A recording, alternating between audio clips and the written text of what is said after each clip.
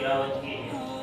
اس آیت میں اللہ اپنے بندوں کو حوصلہ بڑھا رہے، اللہ اپنے بندوں کو ایک ہمت دلا رہے، اللہ اپنے بندوں کے دلوں میں ایک شجاعت پیدا کرنا چاہتے ہیں، ایک بہادری پیدا کرنا چاہتے ہیں۔ اے میرے بندو، چاہے وہ کون سی صدی کیوں نہ ہو، کون سا زمانہ کیوں نہ ہو، اور کون سا وقت کیوں نہ ہو، لیکن کسی وقت بھی کسی حال میں بھی تمہیں گھبرانے کی ضرورت نہیں، تمہیں غمزدہ اور مغموم ہونے کی ضرورت نہیں ہے۔ وَلَا تَهِنُوا وَلَا تَحْزَنُوا وَأَنْتُمُ الْأَعْلَوْنَ، تم ہی دنیا میں سربلند رہو گے، تم ہی دنیا میں بادشاہت کے لائق ہو، تم ہی دنیا میں خلافت کے لائق ہو۔ شرط یہ ہے وَأَنْتُمُ الْأَعْلَوْنَ إِن كُنتُم مُؤْمِنِينَ، تم سچے اور پکے مومن بن جاؤ۔ یہ آیت کریمہ تو بخوبی بہت سارے حضرات جانتے ہیں، لیکن افسوس اس بات کی ہے جو شرط لگائی جا رہی ہے اس شرط پر آج ہم نہ ہونے کی وجہ سے آج مظلومیت کی چادر ہمارے اوپر ہے۔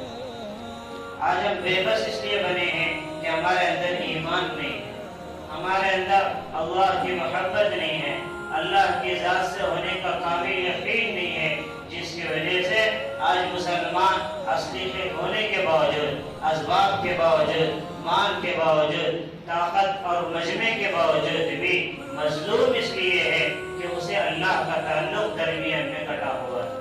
اگر آج سے 1400 سال پہلے کی سیرتیں اٹھا کر دیکھیں، تاریخیں اٹھا کر دیکھیں، وہ کیا ان کے اندر طاقت تھی، وہ کیا ان کے اندر جان تھی، جس بنیاد پر جس جگہ کا سفر کرتے وہاں کی کامیابی ان کی قدم چوما کرتی تھی، وہاں کی عزتیں ان کے غلام بنا کرتی تھی۔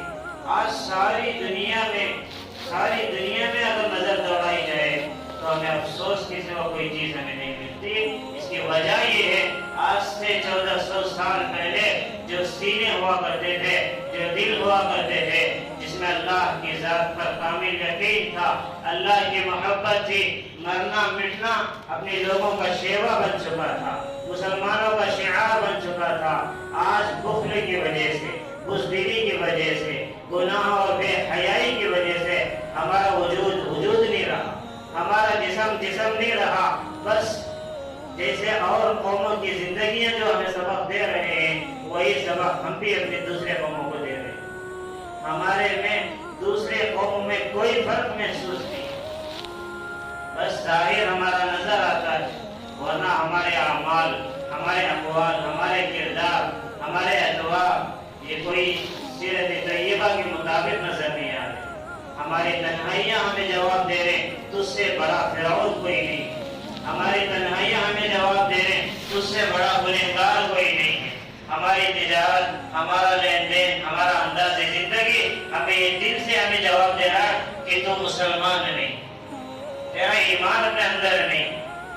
جب تک ہم اس چیز میں اگر مضبوط نہیں ہوں گے، چاہے کتنی بڑی طاقت اپنی ہو جائے، چاہے حکومت اپنے ہاتھ میں آ جائے، تو بھی ہمارے سروں سے غلامی نہیں اتر سکتی، ہم غلام کے غلام بن کے رہے جب تک ہماری زندگی صحابہ کے راستے پر نہ آ جائے، جب تک ہماری زندگی تابعین اور تبع تابعین کے مطابق نہ آ جائے۔ آج ہم اندر سے کھوکھلے بن چکے ہیں، ہماری روحانیت ختم ہو چکی ہے گناہوں کی وجہ سے۔ ہمارا وہ کون سا اعضا ہے جو گناہوں میں ملوث نہیں ہے؟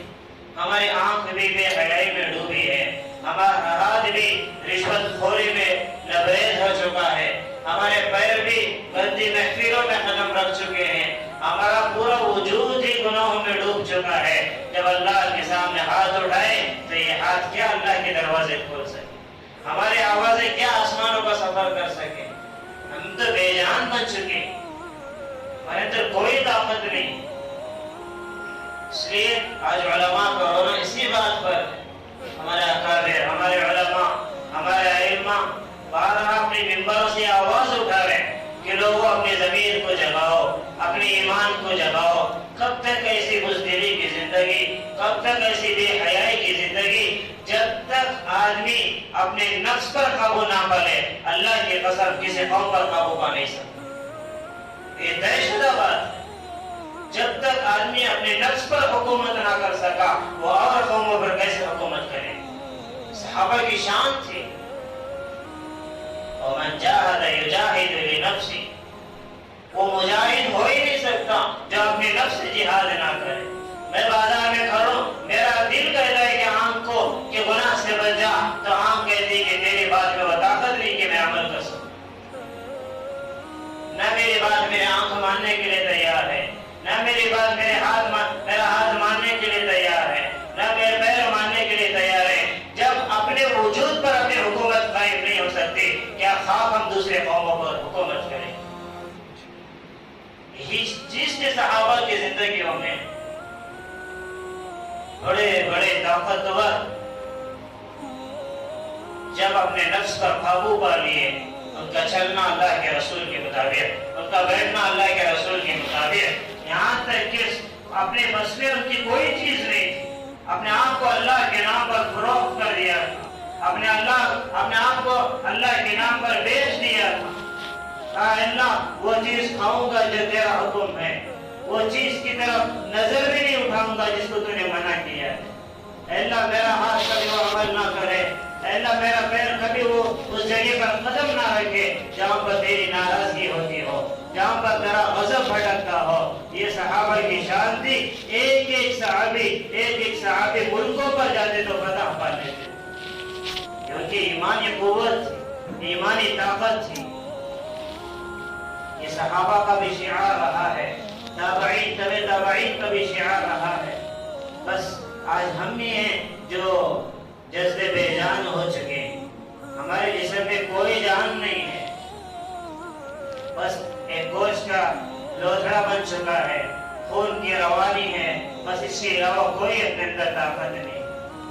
روحانیت جو طاقت ہے یہ بہت اہم طاقت ہے. اسی طاقت کی بنیاد پر مسلمان آج تک حکومت کیا ہے، اگر کرنا چاہے تو آئندہ بھی کر سکتا ہے. روحانیت کے بغیر کوئی طاقت نہیں ہوتی. آیت کریمہ میں اللہ بات سمجھا رہا ہے، وَلَا تَهِنُوا وَلَا تَحْزَنُوا. لوگوں تمہیں کیا ہو گیا ہے؟ کیوں گھبرا رہے ہو؟ کیوں ڈر رہے ہو؟ کیوں اپنے چہروں کو مرجھائے ہوئے ہو؟ کیوں مایوس ہو رہے ہو؟ آج بھی وہی خدا ہے جو 1400 سال پہلے تمہارا خدا تھا. آج بھی وہی تمہارے پاس کلام ہے جو میرا نازل کردہ، میرا اترا ہوا کلام، میرا نازل ہوا قرآن وہی کلام ہے. کوئی لفظ کوئی حرف تو نہیں بدلا. کہ کمی کس چیز کی ہے؟ یہ بات واضح ہوتی ہے، کمی ہے تو میرا آپ کے اعمال کی کمی ہے، میرا اور آپ کے تعلقات کی کمی ہے. کہ جو رشتہ اپنے اللہ سے ہونا تھا وہ رشتہ ہمارا نہیں ہے، جو تعلق اللہ کی ذات سے ہونا تھا وہ تعلق ہمارا نہیں ہے. اللہ سے تعلق مضبوط ہو جائے، اسباب کی بھی ضرورت نہیں ہے. اگر اللہ سے تعلق مضبوط ہو جائے اسباب کی بھی ضرورت نہیں رہتی. اور یہ مثال صحابہ کے واقعات سے ہمیں ملتی. 5000 صحابہ ہزاروں لاکھوں جو لوگوں کی لاشیں بچھاتی ہے. 313 صحابہ کی تاریخ تو مشہور ہے. جسم پر پرانے کپڑے، تھکا ماندہ جسم، کئی دنوں سے فاقہ برداشت کرنے والا پیٹ، جسم میں کوئی طاقت نہیں تھی، لیکن روحانیت میں وہ طاقت تھی کہ اسباب کی بھی ضرورت نہ پڑی. اور اللہ نے ایسی فتح دی کہ آج تک تاریخ میں کوئی قوم ایسی مثال پیش نہیں کر سکتی. وجہ کہ وہ ہاتھ اٹھاتے تو اللہ کی مدد آتی، وہ ہاتھ اٹھاتے تو اللہ کی مدد متوجہ ہو جاتی. ہمارے اندر یہی چیز کی کمی ہے. اس لیے عزیزان محترم، آج ایمان کی کمی کی وجہ سے ساری دنیا میں ہماری پریشانی، ساری جگہ پریشان. مسلم ممالک میں بھی پریشان ہیں، جو ظاہر میں مسلمان ہیں لیکن حقیقت میں مسلمان نہیں ہیں، جو تخت پر بیٹھ کر حکومت کر رہے ہیں. یہ ہمارے اعمال کی بنیاد. قرآن کریم میں اللہ نے فرمایا ظہر الفساد فی البر والبحر بما کسبت ایدی الناس. لوگوں جو بھی خشکی تری میں جو پریشانیاں تم پر آتے ہیں، مصیبتیں جو تم پر آتے ہیں، بما کسبت ایدی الناس، لوگوں یہ تمہارے ہاتھوں کی کمائی ہے، یہ تمہارے ہاتھوں کی کمائی ہے. جیسا تم تمہارے رب سے برتاؤ کرو گے، وفاداری کا حق ادا کرو گے، اسی طرح کا تمہارے ساتھ معاملہ بھی کیا جائے. اس لیے اپنے ایمان کو بنانا یہ انتہائی ضروری. ہر ایک کو اپنے ایمان کی فکر کرنا کہ میرے ایمان کی فکر کرو. آپ اپنے ایمان کی فکر کریں, اپنے گھر والوں کی ایمان کی فکر, باپ ہے تو اولاد کی فکر کریں, بھائی ہے تو بھائی بہنوں کی فکر کریں. یہ اپنی ذمہ داری ہوتی. اللہ کی طاقت کا اگر ہمیں اندازہ ہو جائے, اگر اللہ کی ذات کا ہمیں کامل یقین ہو جائے, تو وہ مومن کبھی گھبراتا نہیں. حالات میں بجائے گھبرانے کے اللہ کی طرف متوجہ ہوتا ہے.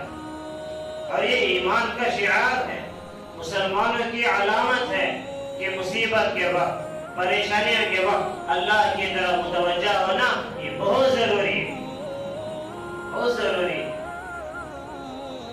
اللہ اپنے بندوں کو آزمانا چاہتے ہیں, اللہ اپنے بندوں کو ٹٹولنا چاہتے ہیں, دیکھنا چاہتے ہیں کیا یہ صرف مالداری کی حالت میں خوش رہے گا یا فقیری کی حالت میں بھی خوش رہے گا. کبھی نفع ہو جائے صرف تب عبادت کرے گا, نقصان ہو جائے تو کیا یہ میرا در چھوڑ دے گا. قرآن کریم میں دوسرے بارے میں عجیب انداز میں اللہ نے کہا وَلَنَبْلُوَنَّكُمْ بِشَيْءٍ مِنَ الْخَوْفِ وَالْجُوعِ وَنَقْصٍ مِنَ الْأَمْوَالِ وَالْأَنفُسِ وَالثَّمَرَاتِ. لوگوں ہم ہر طریقے سے تمہیں آزمائیں گے. کبھی مال دے کر آزمائیں گے, دیکھیں مالداری میں شکر گزاری کیسے کرتا ہے. کبھی مال چھین کر آزمائیں گے, دیکھیں اس موقع پر اس کی زبان سے کیا الفاظ نکلتے ہیں اور یہ کس کے در پر ہاتھ پھیلاتا ہے. کبھی صحت دے کر آزمائیں گے اور کبھی صحت چھین کر آزمائیں گے, اور کبھی اولاد کو فرما بردار بنا کر آزمائیں گے, کبھی اولاد کو نافرمان بنا کر آزمائیں گے. کبھی عزت کی بلندیوں پر پہنچا کر اللہ آزمائیں گے, کبھی ذلت کی پستیوں میں پھینک کر اللہ آزمائیں گے. اللہ ہر طریقے سے آزمائیں گے, لیکن بندے کے لیے ضروری ہے چاہے عزت کی بلندیوں پر رہے تو کہے الحمدللہ علی کل حال, اے اللہ تیرا ہی شکر ہے, تیرا ہی فضل ہے, ورنہ اپنے اوقات ہی کیا ہے میں اتنی بلندی کا شکر کروں. جب ذلیل ہو جائے, جب فخر و فخر کی چادر اوڑھے, اے اللہ جس حال میں تو رکھے اس حال پر میں راضی ہوں, بس تو مجھ سے راضی ہو جائے. یہ انداز ہونا چاہیے. صحت ملے تو صحت کا نفع اٹھاتے ہوئے اپنے آخرت کو دوشہ تیار کرے. بیماری لاحق ہو جائے صبر کرے, اے اللہ یہ تیرا معاملہ تیرے نیک بندوں کے ساتھ ہوتا ہے, تو نے میرے کس عمل پر یہ معاملہ کیا ہے. صحت کا نہ ملنا یہ بھی عجیب اللہ کی نعمتوں میں سے ایک نعمت. جب تک دوبارہ صحت آدمی کو نہیں ملتی برابر اس کے درجات بلند ہوتے ہیں, اس کی نیکیاں بڑھتے جاتے ہیں اور اس کی گناہ معاف ہوتے رہتے ہیں. اور ایک عجیب بات میرے ذہن میں آئی کہ مصیبتیں کیوں آتے ہیں, پریشانیاں کیوں آتے ہیں. اس کی ایک اور وجہ حضرت نے کتاب میں لکھا ہے کہ آدمی بیٹھے بیٹھے کبھی اللہ سے مناجات کرتا ہے, اللہ سے دعا کرتا ہے, اے اللہ مجھے مرنے کے بعد کامیابی دے دینا, مجھے جنت الفردوس میں اعلیٰ مقام دے دینا. وہ لمحات اس کے مقدر کو چمکانے والے ہوتے ہیں. کوئی مقدر کا لمحہ ایسا ہوتا ہے وہ دعا قبول ہو جاتی ہے, لیکن قبول ہونے کے بعد وہ دعا جو قبول ہوتی ہے, ہاں ہم اس کی تقدیر میں, اس کے مقدر میں جنت الفردوس لکھ لیتے ہیں. اب دیکھتے یہ ہیں کیا یہ اس چیز کو لینے کے لیے اس سدے کی قربانی دے گا یا نہیں دے گا, اس سدے کا ایمان بنائے گا یا نہیں بنائے گا.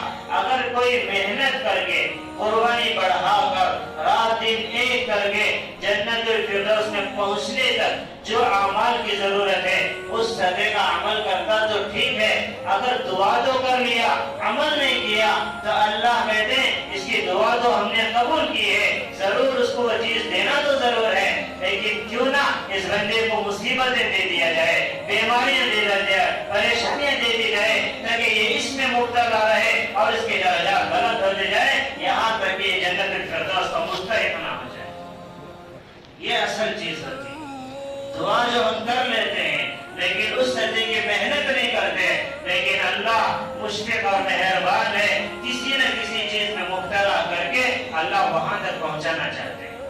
جیسا اذان کی بات کی دعا ہے مقام محمودا الذی وعدتا, جو مقام محمودہ کا اس دعا میں تذکرہ ہے, اے اللہ تو اپنے حبیب, اپنے لاڈلے, خاتم النبیین کو جو تو نے مقام محمودہ کا وعدہ کیا ہے، اے اللہ اس مقام پر ان کو پہنچا، تو نے جو وعدہ کیا ہے، تو اللہ نے کہا ہے حبیب ہم نے جو وعدہ تو کیا ہے اس مقام پر پہنچیں گے، آپ کو پہنچائیں گے۔ وہ مقام جنت کا اعلیٰ اور افضل مقام ہے، اس سے بڑا مقام کوئی نہیں ہے، وہ مقام ہم نے آپ کے لیے طے کر دیا ہے، اس لیے سارے نبیوں سے بڑھ کر آپ کی قربانی ہم دیکھنا چاہتے ہیں، آپ کی قربانی دیکھنا چاہتے ہیں۔ اس لیے اب تاریخ گواہ ہے، سیرت گواہ ہے، سب سے بڑی قربانی میرے اور آپ کے آقا جناب محمد رسول اللہ صلی اللہ علیہ وسلم نے دی ہے۔ کیوں کہ مقام محمودہ تک پہنچنا ہے۔ دعا ہر دعا اللہ کے دربار میں قبول ہوتی ہے، ہر دعا، حدیث میں آتی ہے کوئی بندے کی دعا رد نہیں ہوتی، ہر دعا قبول ہوتی ہے، لیکن اللہ سے زیادہ جاننے والا کوئی نہیں ہوتا، اس لیے اللہ بندے کی نوعیت کو دیکھتا ہے۔ مثال کے طور پر کوئی بندہ دعا میں کہا اے اللہ مجھے مالدار بنا دے، مجھے صاحب نصاب بنا دے، اللہ کہتا ہے کہ تیری دعا تو قبول ہے، لیکن میرے بندے تجھ سے زیادہ اور تو اپنے آپ کو اتنا نہیں جانتا جتنا تیرا بنایا ہوا رب تجھے جانتا ہے۔ میں اگر تجھے مال دوں تیری زندگی گزر جائے گی، تو یہ سجدہ کرنے کی تجھے توفیق نصیب نہیں ہے، تو کبھی اللہ کے گھر کی طرف چہرہ اٹھا کر نہیں دیکھے گا۔ میں تیری کیفیت کو جانتا ہوں، اور یہ بات خود ہم اپنے دلوں میں دوڑائیں۔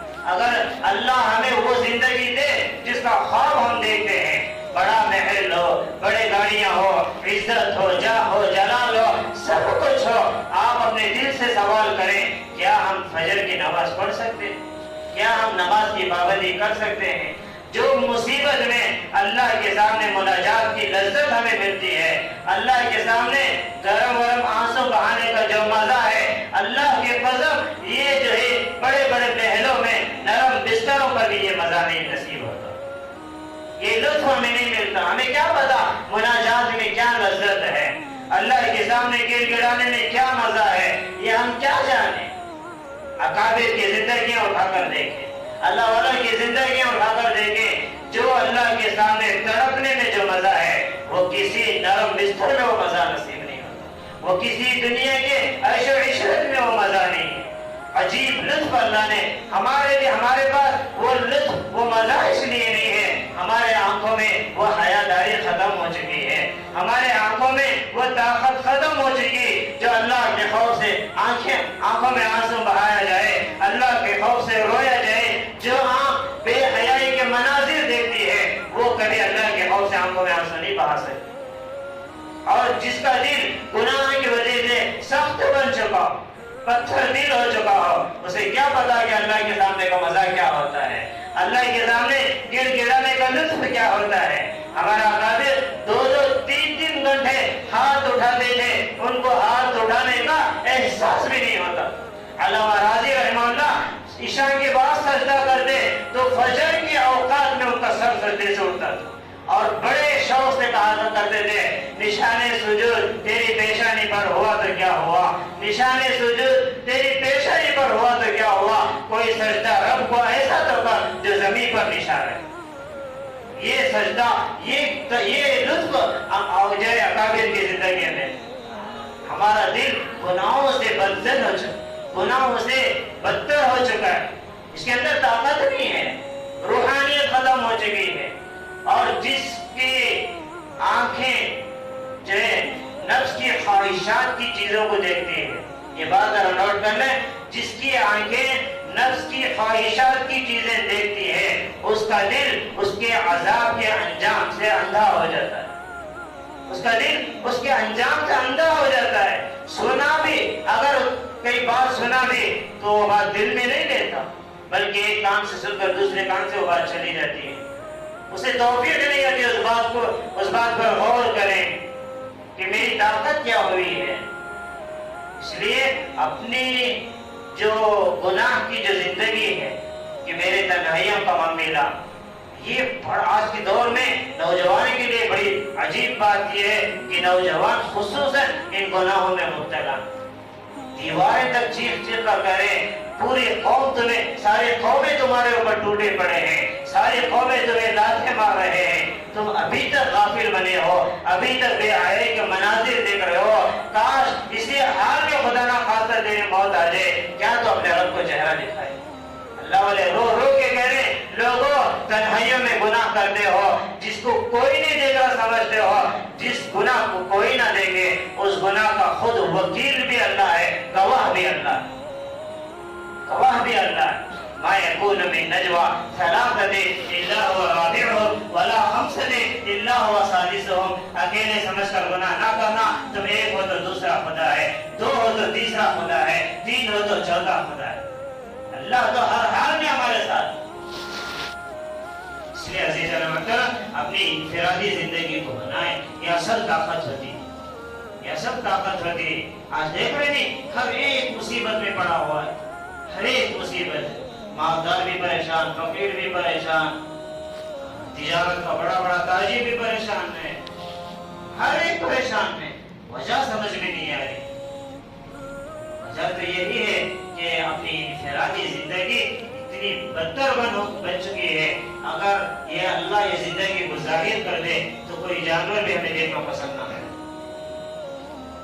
زندگیاں ہمارے چل رہے ہیں، ہماری خلوتیں، ہماری جلوتیں، ہماری حالتیں، بس اللہ نے رحم کیا ہے، اللہ نے کرم کیا ہے، اللہ نے ہمارے گناہوں پر پردہ ڈال کے لوگوں کی نگاہ میں ہمیں عظمت والا بنایا ہے، لوگوں کی نگاہ میں ہمیں عزت والا بنایا ہے۔ جوان، بوڑھا، مرد، عورت، سب ہم سب کے سب گناہوں میں ایسے منہمک چکے ہیں۔ آج ساری دنیا ہمارے قوم پر ایسے ٹوٹے پڑی ہے جو آج سے 1400 سال پہلے اللہ کے حبیب سرکار دو عالم صلی اللہ علیہ وسلم نے فرمایا، لوگوں اے میرے صحابہ، ایک دور آئے گا، ایک دور آئے گا، میری امت پر دوسری قومیں ایسے ٹوٹ پڑیں گے جیسے بھوکے لوگ دسترخوان پر ٹوٹ پڑتے۔ صحابہ کو بڑا شاق گزرا، بڑے پریشان میں کہا کہ یا رسول اللہ صلی اللہ علیہ وسلم، کیا اس وقت ہماری تعداد کم ہو جائے گی؟ کیا ہمارے پاس اسباب نہیں ہوں گے؟ تو عجیب انداز میں اللہ کے نبی نے کہا، تعداد اس سے بڑھ کر ہوگی اور لاکھوں کروڑوں کی تعداد ہوگی۔ صحابہ حیران ہو کر کہنے لگے، اے اللہ کے حبیب پھر کیا وجہ ہے؟ پھر کیا وجہ ہے؟ کہا کہ اے میرے صحابہ، وہ لاکھوں کی تعداد میں جو ہوگی وہ اپنے اندر سے ایمان سے خالی ہوگی، ایمان سے خالی ہوگی، ان کی دلوں میں کوئی طاقت نہیں ہوگی، ان کی روحانیت میں کوئی طاقت نہیں ہوگی، جس کی بنیاد پر ساری قومیں ان پر ٹوٹ پڑیں گی، ان کے بچوں پر ظلم کریں گے، ان کی عورتوں کی عزت لوٹا جائے گا۔ اللہ کا شکر ہے ہماری ریاست میں کم سے کم تھوڑا تو سکون ہے، ورنہ دوسری روایت جو ہے ریاستوں کی حالت بارہ ہم خبروں میں دیکھ رہے ہیں اور پڑھ رہے ہیں۔ تو یہ اللہ معاف کرے، اللہ کا شکر ادا کریں، اللہ نہ کرے کہ وہ ادھر بھی نہ آ جائے۔ اس لیے توبہ کرنا ہے بہت ضروری، توبہ بہت جگہ ظلم ہو رہا ہے، بہت جگہ ظلم ہو رہا ہے، اور کئی جگہوں کی جو رپورٹ ہے وہ میڈیا اور ہمارے پاس لانے کے لیے تیار نہیں، لوگوں کو دکھانے کے لیے تیار نہیں۔ کیوں؟ ان کو بڑوں سے وہی روایت یہ باتیں مل رہی ہیں کہ اس کی جو ہے خبریں باہر نہیں آنا چاہیے، اور میڈیا بھی جو ہے بکی ہوئی ہے۔ آج زمانہ ہی رشوت میں چل رہا ہے، کسی کو کیا خبر، کسی کو کیا ہمدردی، انسانیت پوری ختم ہو چکی ہے۔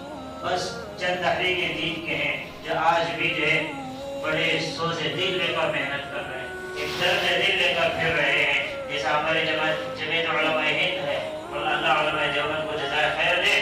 آج ایک زمانے سے ہر صدی میں انہوں نے قوم کی رہبری کی، ہمدردی کی ہے، ایک دوسرے کی مصیبت میں خود گئے، ان کے گھر کے پاس گئے، ان کے دروازے پر گئے، کہ جتنا اللہ نے مال دیا ہے سب کو لٹایا، اور ہر ایک کی مصیبت میں ہر ایک جو اس میں کام آیا۔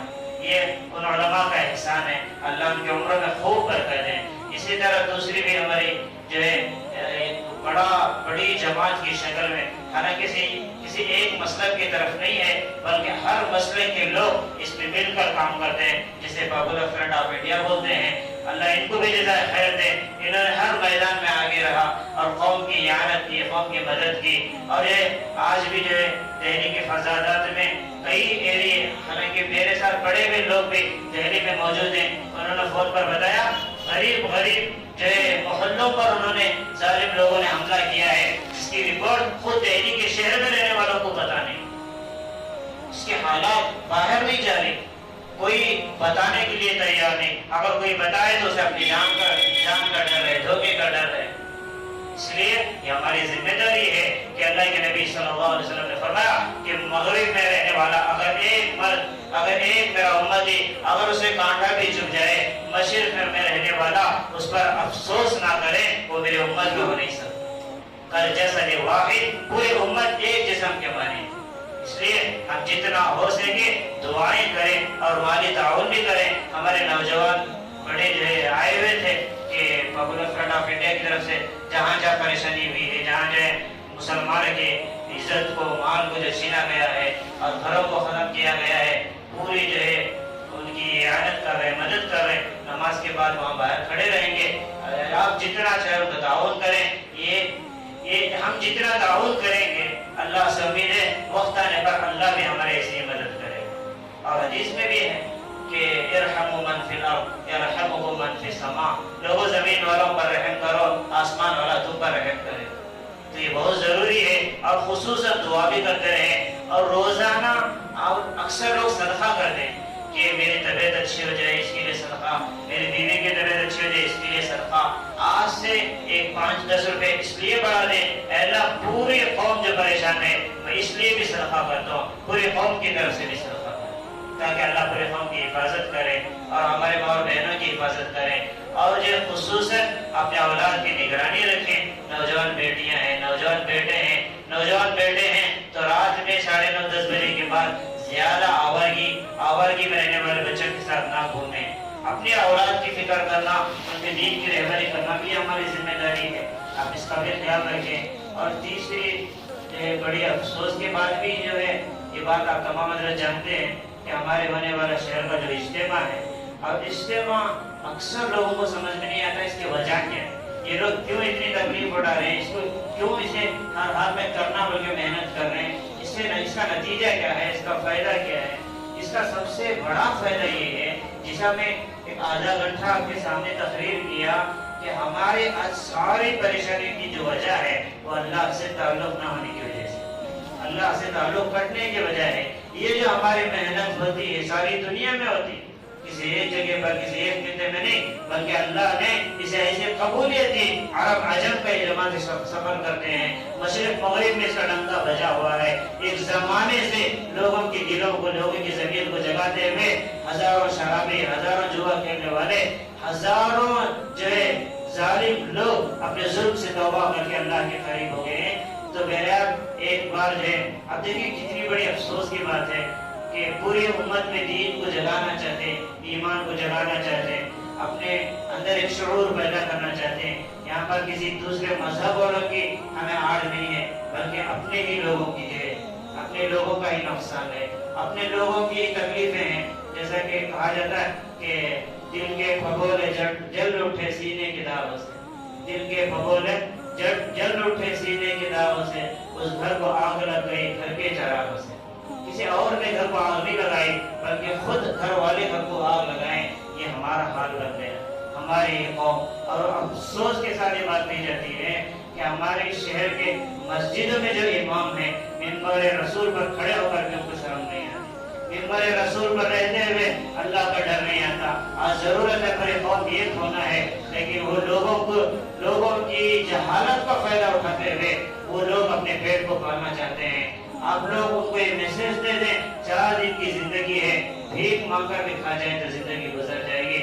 اللہ کے لیے امت کو ٹکڑے کرنا، امت میں انتشار پیدا کرنا، یہ اللہ کے لیے چھوڑ دیں، ورنہ اللہ کا عذاب جلدی نہیں آتا، جب آ جاتا ہے اللہ کے قسم کوئی دنیا کی طاقت بچا نہیں سکتی، کوئی دنیا کی طاقت بچا نہیں سکتی۔ بہت ضروری ہے شہر کے حالات کی اگر نوعیت کو دیکھا جائے، کیفیت کو دیکھا جائے، بڑا افسوس ہوتا ہے۔ اللہ اس شہر کو بھی قبول فرمائے۔ اور یہ بات جو ہے واضح طور پر ہے کہ جو اجتماع جدید کی محنت کی رکاوٹ آتی ہے، یہ صرف اس شہر کے بعد نہیں، ایک صدیوں سے حق کے معاملے میں ہمیشہ باطل مقابلہ کرتا ہی ہے، لیکن حق دیر سے آتا ہے، لیکن جب آ جاتا ہے قیامت تک اللہ اسے چلاتے ہیں۔ صلح حدیبیہ کا موقع واقعہ بھی ہمارے سامنے موجود ہے۔ اللہ کے نبی صلی اللہ علیہ وسلم صحابہ کے وفد کو لے کر عمرہ کرنے کے لیے جانے تیار ہیں، لیکن مکے میں داخل ہونے نہیں دیا جاتا، جن کے صدقے میں اللہ نے کعبۃ اللہ کو بنایا، دنیا کے نظام کو بنایا، خاتم النبیین ہے، جب ان کو حق سے روکا جاتا ہے، جب ان کے ساتھ یہ معاملہ کیا جاتا ہے، میرا اور آپ کا کیا ہے؟ ہمارا تو ایمان کوئی ہے ہی نہیں، ہم نے دھوکہ لگایا ہم ایمان والے ہیں، ہمارا ایمان نہیں ہے، ہمارے اندر اللہ کو اتنا ڈر نہیں، اتنا ایمان نہیں ہے، ہمارے ساتھ یہ معاملہ آ جائے یہ کوئی بڑی بات نہیں، لیکن ہم چاہے وہ لوگ 1000 بار بھی اگر روک لیں تو ہم ضد میں نہیں کرتے، بلکہ دین کا معاملہ ہے، ہم موت تک محنت کرتے رہیں گے، نتیجہ چاہے اللہ ہمیں دکھائے یا نہ دکھائے، دین کی محنت ہم اس لیے کریں تاکہ ہمارا ایمان محفوظ رہے، ہمارا ایمان محفوظ رہے، اور اللہ کا ایک ایک بندہ ایمان سے فائدہ اٹھا کر اپنے ایمان کو بنانے کی فکر کریں۔ اسی لیے کل پھر جو ہے سرکاری طور پر ہمیں پیغام بھیجا ہے کہ 16-17 کو اجتماع طے ہوا، انشاءاللہ اللہ سے دعا کریں اللہ عافیت کے ساتھ اجتماع کرا دیں۔ آپ لوگ دعا بھی کرتے رہیں، آپ لوگ دعا بھی کریں کہ دشمنوں کی طاقت سے اللہ کی طاقت بڑی ہوتی ہے، فتنے پرور ہزاروں لوگ آئے، ہزاروں لوگ چلے گئے۔ اللہ کے نبی کے دور میں عبداللہ بن ابی جیسا منافق، جسے اللہ نے کہا ان المنافقین فی الدرک الاسفل من النار، کافر سے زیادہ عذاب میں مبتلا ہونے والا جب منافق ہوتا ہے، جب مسلمانوں کا لباس پہنا کر دین کا رکاوٹ بنے اسے منافق کہا جاتا ہے۔ تو بہرحال جو ڈیٹ طے ہوئی ہے آپ دعا بھی کرتے رہیں، آپ اس کے لیے بھی صدقہ دیں، اور کثیر تعداد میں جمع ہو کر ایک میدان میں جب دعا ہوتی ہے تڑپتے ہوئے دلوں سے آمین کہیں گے۔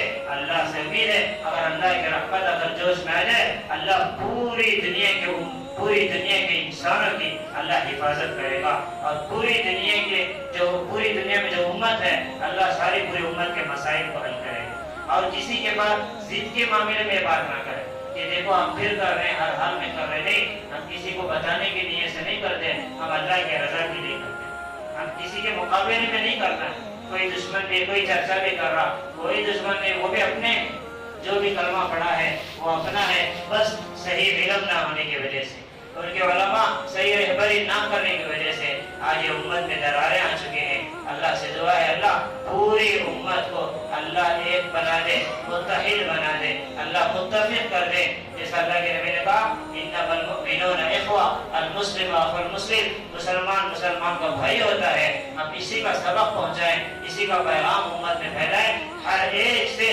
مسلمان سمجھ کر محبت کریں اور کسی سے نفرت نہ کریں۔ اللہ ہم سب کو یہ باتیں دل کی گہرائیوں کو لے کر عمل کرنے کی توفیق عطا فرمائے۔ وآخر دعوانا ان الحمد للہ رب العالمین۔